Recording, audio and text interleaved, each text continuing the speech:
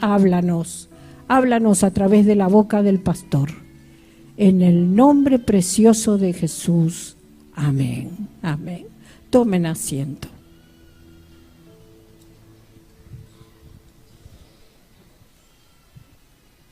Dios les bendiga, mis hermanos, y en esta noche tengo que pensar, porque por ahí el primer culto es a la tarde, tengo que decir buenas tardes, acá tengo que decir buenas noches. Pues. Yo quisiera continuar hoy de alguna manera con los pensamientos, o mejor dicho, con el pasaje que habíamos hablado la vez anterior que me tocó predicar, que es acerca del Apocalipsis. Y como dijimos en esa oportunidad, el Apocalipsis maneja simbolismos, ¿sí? Maneja elementos que detrás están el mensaje. Y nos da una descripción realmente impresionante, impactante de lo que es el trono de Dios. Y hablamos vez pasada de cómo desde el trono de Dios, Dios ejerce su justicia. Y que esa justicia y ese actuar de Dios aquí en la tierra es por la oración de los creyentes, de los santos, que oran, claman. El ángel allí arriba en esa copa de oro mezcla el incienso con los carbones encendidos y los vuelve a tirar a la tierra, y eso funciona como unas bombas donde Dios emite su juicio sobre la tierra. Por lo tanto, el juicio de Dios no depende de otra cosa sino que de nuestras oraciones y nuestro clamor. En la medida que el pueblo de Dios clama, pide, y esas oraciones suben a la presencia del trono, ¿sí? Dios puede comenzar a hacer justicia sobre la tierra. Por eso es tan importante que estemos orando y que estemos pidiendo que Dios realmente haga justicia.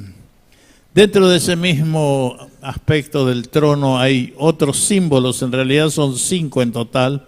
Si Dios nos da la gracia, vamos a ir viendo todos, ¿sí? Pero por ahora o hoy dice que allí frente al trono había 7 candeleros, 7 antorchas. Y yo quiero hablar hoy de este simbolismo de las 7 antorchas. Vamos a leer el pasaje en Apocalipsis 4, los primeros 5 versículos, donde se nos describe lo que es el trono de Dios. Y aparecen estos simbolismos, ¿sí? Dice capítulo 4 de Apocalipsis, versículo 1, después de esto miré y he aquí una puerta abierta en el cielo. Y la primera voz que oí como de trompeta, hablando conmigo dijo, sube acá y yo te mostraré las cosas que sucederán después de esta. Y al instante yo estaba en el Espíritu, y aquí un trono establecido en el cielo, y en el trono uno sentado. Y el aspecto del que estaba sentado era semejante a piedra de jaspe y de cornalina. Y había alrededor del trono un arcoíris semejante en aspecto a la esmeralda. Y alrededor del trono había 24 tronos. Y vi sentados en los tronos a 24 ancianos vestidos de ropas blancas con coronas de oro en sus cabezas. Y del trono salían relámpagos y truenos y voces. Y delante del trono ardían 7 lámparas. Y yo quiero que preste atención a esto. Delante del trono ardían 7 lámparas de fuego, las cuales son los 7 espíritus de Dios. Mis hermanos, es interesante que manejemos o entendamos el mensaje de los simbolismos del trono de Dios. Y es importante que nosotros tengamos una clara visión del trono. ¿Sabe? Cuando el cristianismo no tiene una visión del trono de Dios, se corrompe. ¿sí? Se agúa, se hace algo ligero, algo light. Y nosotros tenemos pruebas suficientes de esto en tantos países que fueron, y aún cristianos que fueron creyentes fieles en algún momento, y pasado el tiempo fueron perdiendo realmente el temor y la comprensión de lo que es el trono de Dios. Yo creo que cuando miramos esta imagen del trono de Dios en Apocalipsis nos damos cuenta de lo tremendo que debe ser estar en su presencia, de la gran magnificencia que tiene Dios, de cómo Dios está allí sentado y no sé, el autor, como yo dije ya en alguna oportunidad, ni siquiera se atreve a describirlo, porque su grandeza, lo que significa todo el trono de Dios es tan importante, tan grande, que resulta difícil realmente entenderlo. Pero cuando se olvida de esto, cuando se licúa el Evangelio, cuando no se tiene conciencia o no se tiene temor de ese Dios, es cuando realmente empezamos a perder el verdadero sentido de lo que es ser cristiano. Y yo decía que ejemplos tenemos en tantos países, tal vez europeos, pero no solamente europeos, sino del mundo entero. Europa en un momento fue la cuna del cristianismo, de donde se mandaban misioneros a todo el mundo. Pero nosotros vemos que con el tiempo esto se transformó en simplemente un rito, una costumbre, algo superficial, porque evidentemente se perdió el temor a Dios. España, cuando descubrió América, decía que venía a conquistar y a evangelizar a los nativos. Y nosotros sabemos por la historia que lo único que buscaban era robarle las tierras, el oro, como lo hicieron, y las cosas valiosas que tenían los nativos. Pero se hacía en el nombre de Dios y con la cruz en alto. Y con eso se conquistaba, se mataba, se quitaba, se robaba, y lo hacíamos en nombre del cristianismo. Y de igual manera lo hicieron los ingleses en la India, en Sudáfrica, en diferentes lugares del mundo, cuando querían imponer sus productos, porque la revolución industrial le hacía producir demasiado y ellos no podían consumir solamente esto. Entonces estaban buscando otros mercados para entregar lo que podían hacer y de alguna manera sacar provecho de allí. Mi hermano, todo el colonialismo posterior en tantos países que practicó especialmente Europa era señal de que no había temor de Dios, de que realmente la visión del trono de Dios se había perdido. Y hoy todavía, aún en nuestro país, los políticos siguen poniendo la mano sobre la Biblia y diciendo: juro cumplir con mi deber, y si no, que Dios y la patria me lo demanden. Y nosotros sabemos que hacen cualquier cosa menos que cumplir con sus obligaciones, por lo menos la gran mayoría. Es un cristianismo a la nuestra, sin la percepción clara del trono de Dios. Pero por eso mismo, también entre nosotros no habrá gozo en las personas, en la iglesia, no habrá bendición verdadera, no habrá unción verdadera, no habrá crecimiento firme y genuino si nuestro cristianismo no viene del trono. Por eso es tan importante que recordemos y repasemos una vez más lo que es el trono de Dios. Puede haber, y hay seguramente en muchísimos casos, euforia emocional, apariencia reverente, un sentido de comunión humana. Podemos sentir las mismas cosquillas de los que van a un club y aún santificarlas, pero será algo intrascendente, inconsistente y que no impactará a nadie. Solo hay genuina alegría, gozo, poder, autoridad, impacto sobre los demás cuando el cristianismo proviene de la presencia de Dios y hay un cambio profundo en la vida de aquellos que son sus seguidores.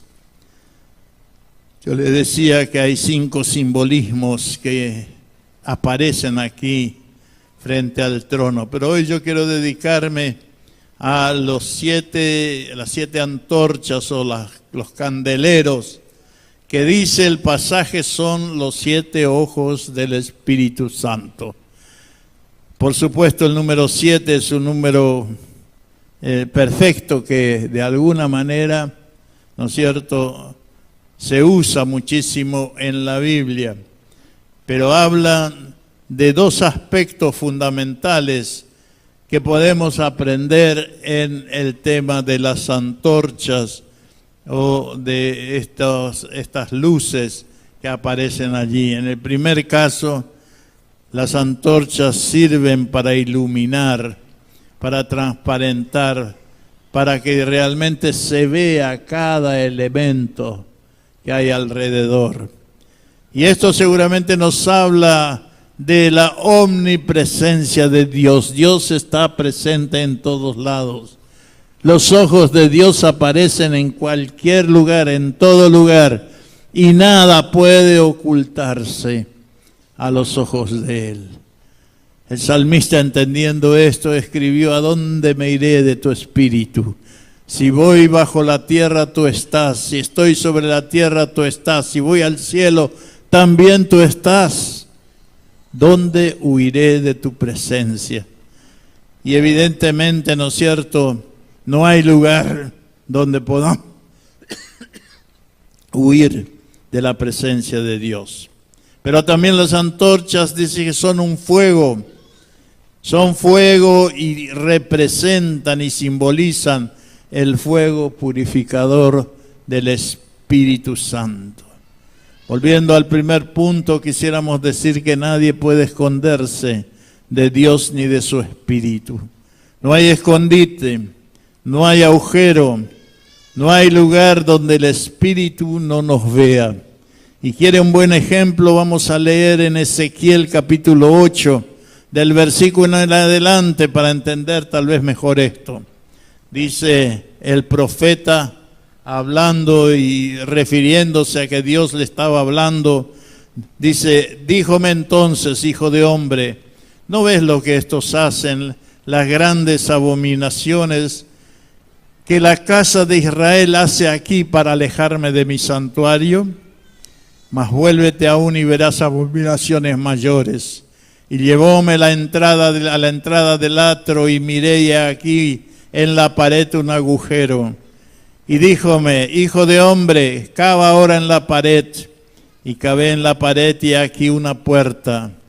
Me dijo luego: entra y ve las malvadas abominaciones que estos hacen allí.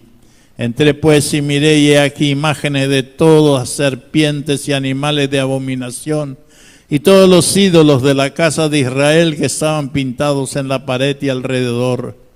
Y delante de ellos estaban 70 varones de los ancianos de la casa de Israel, y Hazanías, hijo de Safán, estaba en medio de ellos, cada uno con su incensario en su mano, y del sahumerio subía espesura de niebla.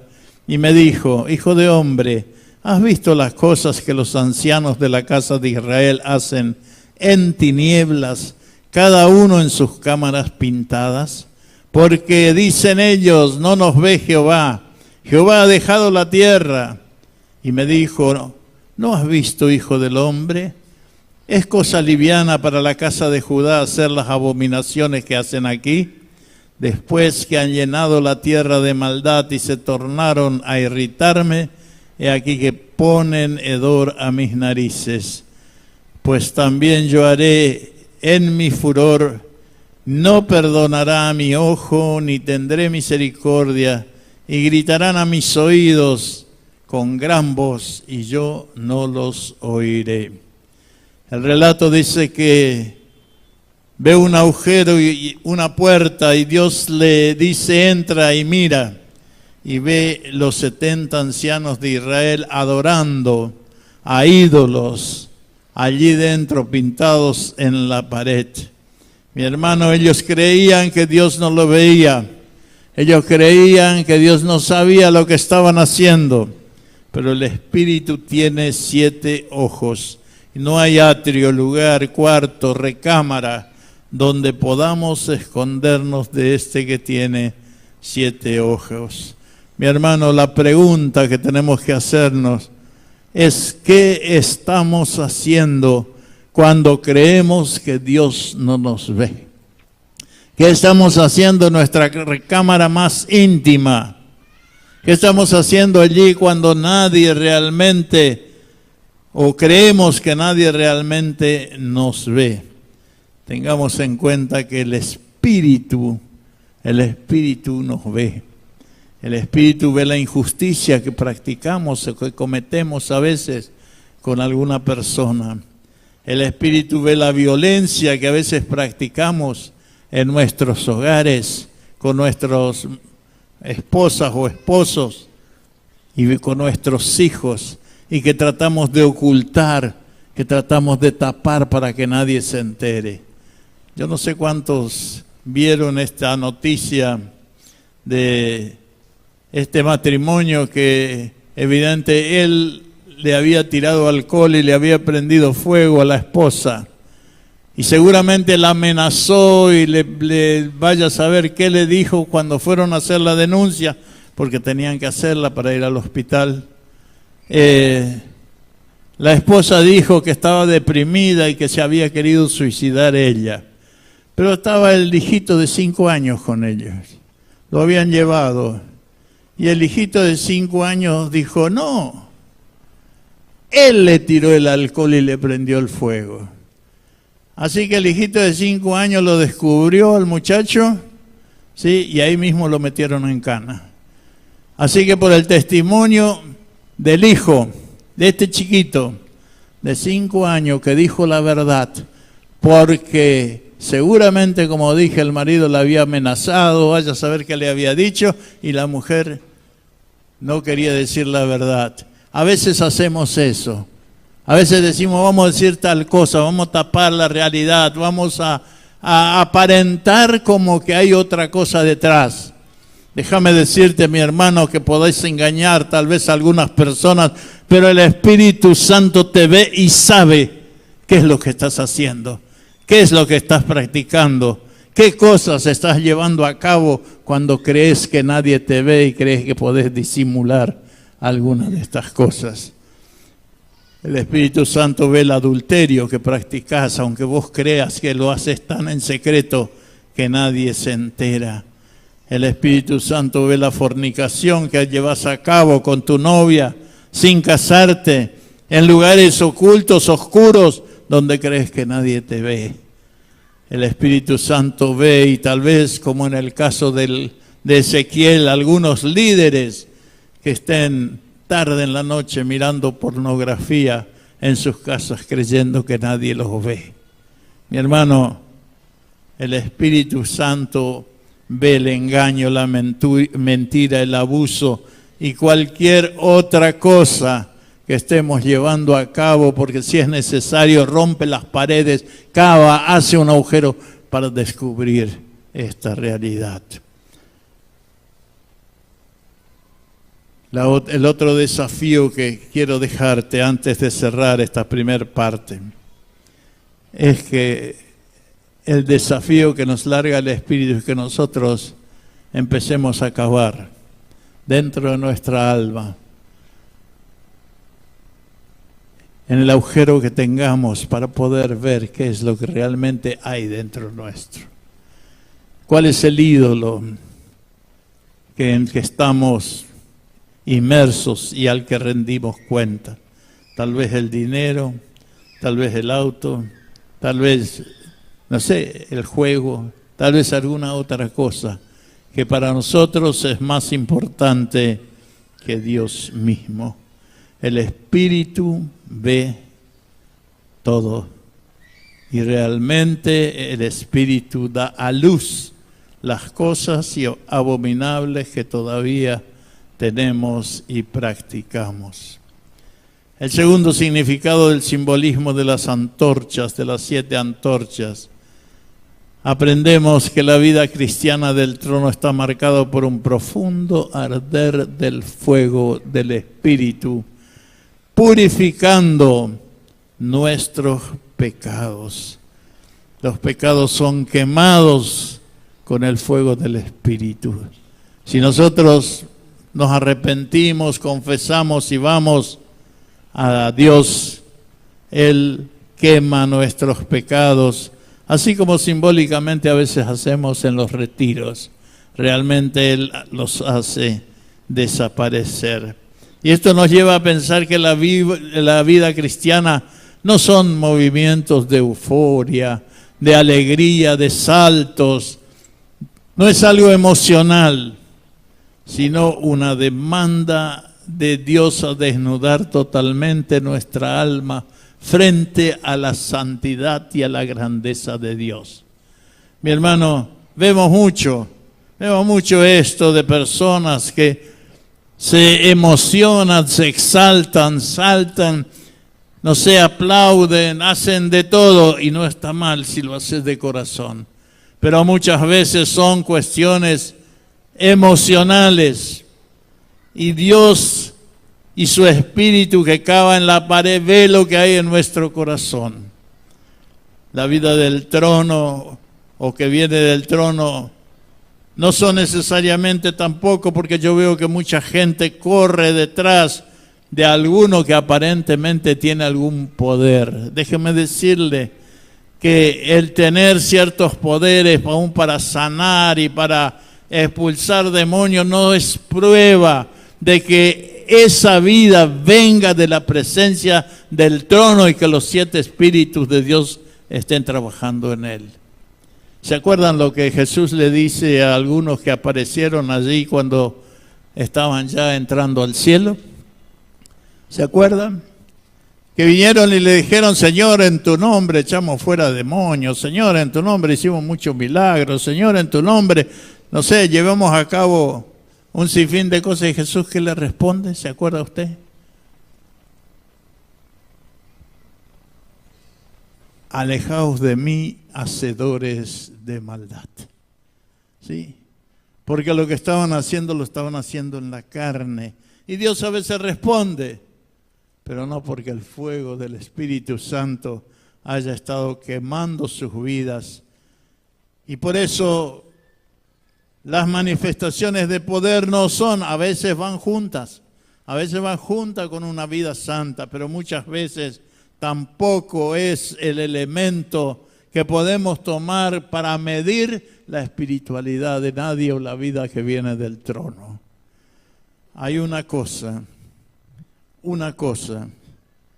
que sí o sí es la medida, es la certeza, es la seguridad de que la vida esa viene del trono y que el Espíritu Santo ha quemado los pecados de esa persona. ¿Y sabe cuál es? Son los cambios de comportamiento, de actitudes negativas y nefastas, perjudiciales para él y para la familia, transformarlas en positivas, buenas, elevadas, santas, en cada ámbito donde se desenvuelve. Mi hermano, cuando vivo la vida del Espíritu, en mi trabajo ya no ando escondiéndome y viendo cómo puedo trabajar menos, o cómo puedo salir un rato antes, o cómo puedo hacer alguna trampita, sino que realmente cumplo al pie de la letra aquello que se me demanda. En el estudio me esfuerzo por estudiar y no usar machete, ni papelito, ni copiarme, sino que realmente si antes lo hacía, ahora que he conocido al Señor y que tengo el fuego del Espíritu, no lo hago más. Si antes era violento en mi familia, en mi casa, con mis amigos, ahora ya no lo soy más. Si antes me endeudaba hasta allá arriba que después no sabía cómo pagar, ahora comienzo a ordenarme para que pueda estar en paz. Mi hermano, el que está en Cristo, me dice la palabra, nueva criatura es. Las cosas viejas pasaron. He aquí, todas son hechas como nuevas. Y eso es lo que realmente marca, ¿sí?, la diferencia. Si antes gritaba, si antes robaba, si antes, ahora no lo hago más. Como dice Pablo, trabaje, sí, dignamente, y no solamente para usted, sino también para dar. Mi hermano, lo que marca que somos, que vivimos la vida del trono y que realmente somos llenos del Espíritu, no es otra cosa, ¿sí? No es otra cosa, sino el cambio que el Espíritu produce en nuestras vidas. Cambio, cambio, cambio. Decirle al que está al lado, cambio. Es lo que marca, es la línea que marca la diferencia. Y si hay algún brasilero, acá se lo digo en brasilero, troco. Y si hay algún inglés que hable inglés, le digo change. Y si hay algún alemán, le digo Veränderung. Y si hay un francés, le digo Changement. Cambio, cambio. Esa es la diferencia. Y mi hermano, no importa cuántas veces te hayas tenido experiencias espectaculares por ahí cuando alguien estaba orando, que a lo mejor el Espíritu te tomó y te causó risa o te caíste, o no sé, hayas tenido otras cosas, otras experiencias espectaculares. Pero si no cambiaste, si no hubo cambios en tu vida, con eso es solamente un show emocional. Y si te caíste, lo único que hiciste es ensuciarte la ropa. Pero no cambiarte. No fue el fuego purificador del Espíritu en la vida cristiana del trono. ¿Sí? Necesitamos Pentecostés. Necesitamos Pentecostés, porque el Pentecostés es cuando el Espíritu Santo fluye, viene, nos llena, nos capacita, y es este fuego del Espíritu. Y déjeme decirle algo, si hay algún pentecostal, escúcheme con cariño, por favor. Yo creo que Pentecostés sin pentecostalismos. ¿Qué quiero decir con esto? Que realmente cuando Dios actúa, Dios lo actúa con toda libertad. Y yo llamo pentecostalismo aquello que queremos hacer para forzar a Dios a hacer lo que nosotros queremos. A mí me tocó estar en alguna oportunidad en algún congreso donde nos dijeron, le vamos a enseñar a hablar en lenguas. Y yo quería hablar en lengua porque no hablo, hasta hoy no hablo. Y nos llevaron y dice, usted tiene que dar vuelta a su lengua así y comenzar a decir gloria, gloria, gloria, gloria, gloria, gloria. Y yo estaba, dele gloria, gloria, gloria. Conmigo no pasó nada, no sé si con alguien resultó. Pero eso es lo que yo llamo pentecostalismo. Es querer forzar a que Dios haga alguna cosa con nuestra carne, con nuestras cosas. ¿Sí? A veces personas, y yo lo digo, quizás no soy digno de alguno de los pastores de atarle el cordón de sus zapatos, pero cuando lo escucho yo me pongo mal, en el sentido de que están ministrando una hora, primero el pastor, después la pastora, después alguno más, y siguen, ¿sabe?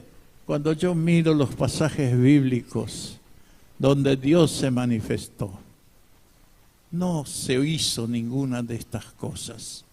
Los únicos que lo hicieron fueron los profetas de Baal en el Monte Carmelo. Allí que trataron de convencer a Baal que actuara y no lo lograron.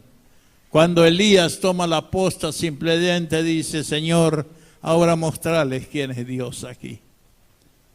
Pero no saltó, ni se lastimó, ni estuvo 2 o 3 horas haciendo un llamado a Dios, sino que simplemente oró, y así las cosas ocurrieron. Cuando los discípulos estaban en el aposento alto, estaban orando y de repente así, de golpe aparecen las lenguas de fuego que marcan que son llenos del Espíritu Santo. Cuando Pedro va a ver a Cornelio por mandato del Señor, dice que Pedro todavía estaba hablando, tratando de disculparse porque estaba en esa casa, y dice: ¿tú sabes qué difícil es estar acá porque yo soy judío? Y bueno, dice que Pedro todavía estaba hablando y vino el Espíritu Santo sobre Cornelio, sin que Pedro dijera: Señor, que estos reciban el Espíritu Santo. No, simplemente Dios actuó. Cuando le dicen el relato de Hechos 20, de aquellas personas que estaban, que habían escuchado de Jesús, pero no del Espíritu Santo, Pablo simplemente dice: reciban el Espíritu Santo, y ellos reciben el Espíritu Santo sin más ni más. Mi hermano, Dios es Dios. Dios es Dios. Y no necesita de nuestra manipulación para hacer las cosas. No podemos torcerle el codo a Dios. No podemos exigirle que Él haga alguna cosa que no está dentro de sus planes. El único ejemplo que nosotros tenemos de Jesús, en que se habla de la insistencia, de pedir insistentemente, es el caso de la viuda que iba al juez injusto a pedirle una y otra vez. Pero ¿sabe qué? Los intérpretes están de acuerdo, y yo también, de que esto era a lo mejor un caso que había sucedido. Y Jesús está hablando de que tenemos que ir a Dios una y otra vez.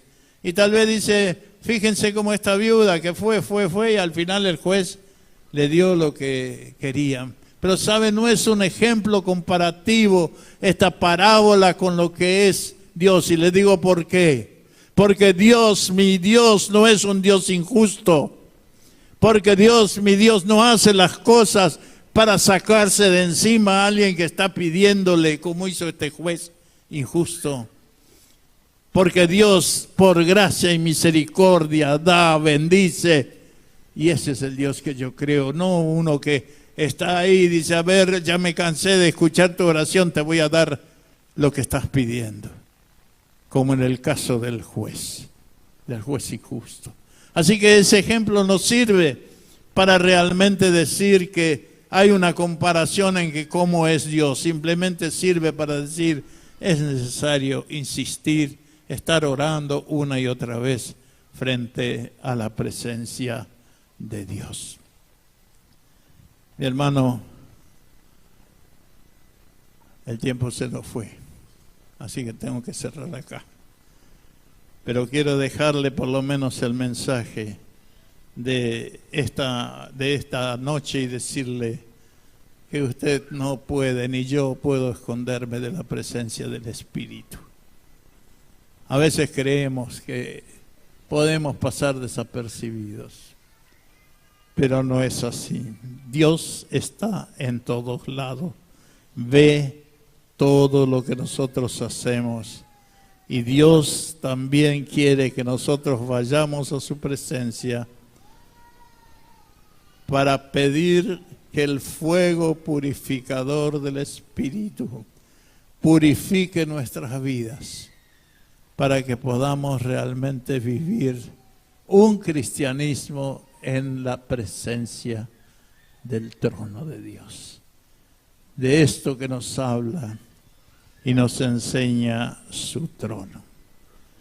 Mi hermano, que Dios nos pueda bendecir y mostrar que el cristianismo no es algo light, no es algo que se puede hacer a la nuestra, sino que es algo que viene del trono y que nosotros tenemos que de alguna manera acomodarnos al trono de Dios. Que Dios nos bendiga y nos ayude a entender esto. Vamos a ponernos de pie para orar, ¿sí? Y inmediatamente después continuamos con el tema de la cena del Señor. Señor, nos damos cuenta que muchas veces pretendemos hacer las cosas pensando que tú no lo tomas en cuenta o pensando que tú, Señor, tal vez, aunque te enteras, no vas a tomar cartas en el asunto. Pero en esta noche, Señor, tú nos estás mostrando, oh Padre, que realmente tocas cada corazón, conoces cada corazón y lo más recóndito de nuestros pensamientos, Señor, lo más lejano, lo que parece, Señor, que guardamos mejor, aún en eso tú estás.